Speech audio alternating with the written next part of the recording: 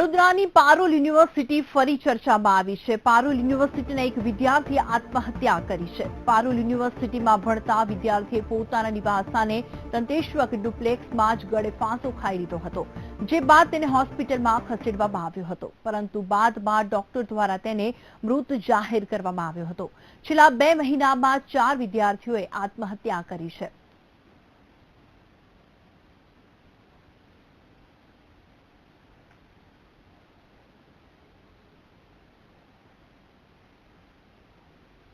તો આ સાથે જ અમારા સંવાદદાતા સંજય પાગે જોડાઈ ગયા છે અમારી સાથે।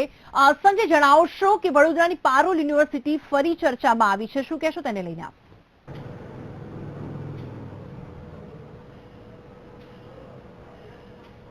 જી મનીષા, વાત કરીએ તો વડોદરાની પારુલ યુનિવર્સિટી ફરીથી ચર્ચામાં આવી છે। આજે પારુલ યુનિવર્સિટીના ડિપ્લોમામાં મિકેનિકલમાં બીજા વર્ષમાં ભણતા વિદ્યાર્થીએ અભ્યાસના ટેન્શનને કારણે આત્મહત્યા કરી છે।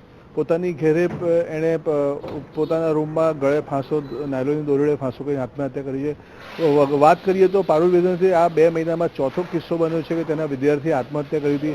પહેલાં એક કેશોદનો વિદ્યાર્થી હતો, ત્યારબાદ વિદેશી વિદ્યાર્થી હતો ઝીટે નામનો, તેણે આત્મહત્યા કરી હતી।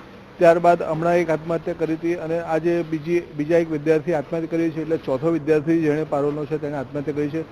જે આ વિદ્યાર્થી હતો કિશન રાજેશ ઠક્કર, તે બીજા વર્ષમાં ભણતો હતો ડિપ્લોમાના અને 2 વર્ષ ડિટેન, એના પિતાના જણાવ્યા પ્રમાણે 2 વખત ડિટેન થયો હતો। એટીકેની પરીક્ષા પણ એને આપવાની હતી, એટલે એવું લાગી રહ્યું છે પરિવારના જણાવ્યા પ્રમાણે કે તેને અભ્યાસના ટેન્શનમાં આવીને આત્મહત્યા કરી હશે।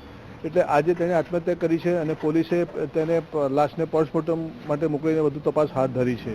જી બિલકુલ, સંજય, જે રીતે વિદ્યાર્થી આત્મહત્યા કરી છે તેને લઈને ફરીથી પારુલ યુનિવર્સિટી ચર્ચામાં આવી છે, તેને લઈને આજે વિદ્યાર્થી આત્મહત્યા કરી તેના પરિવારજનોની કોઈ પ્રતિક્રિયા સામે આવી છે ખરી?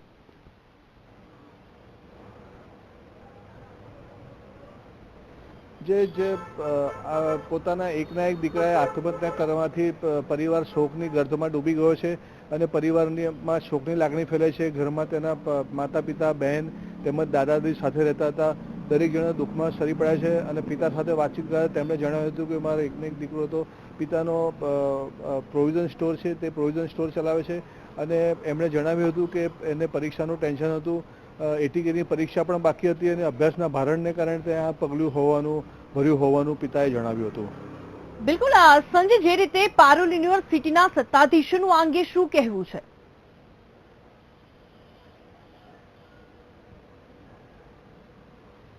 જી, અત્યારે તો કોલેજ પતી ગઈ હોવાથી, વેકેશન ચાલતું હોવાથી અત્યારે તો એમનો સંપર્ક થઈ શક્યો નથી, પણ એમને આ વિદ્યાર્થી છે તેણે પોતાની ઘેરે હત્યા કરી છે, તેને લઈને તે લોકોએ કશું જ જણાવવાનો ઇનકાર કરેલો હતો। બિલકુલ સંજય, ખૂબ ખૂબ આભાર માહિતી આપવા માટે। જે રીતે પારુલ યુનિવર્સિટી ફરીથી ચર્ચામાં આવી છે ને જે વિદ્યાર્થી આપઘાત કર્યો છે, અને આ પહેલો બનાવ નથી પણ પારુલ યુનિવર્સિટીમાં એવા 4 વિદ્યાર્થીઓ હતા જેમણે આપઘાત કર્યો છે, તેને લઈને ફરીથી પારુલ યુનિવર્સિટી ચર્ચામાં આવી છે।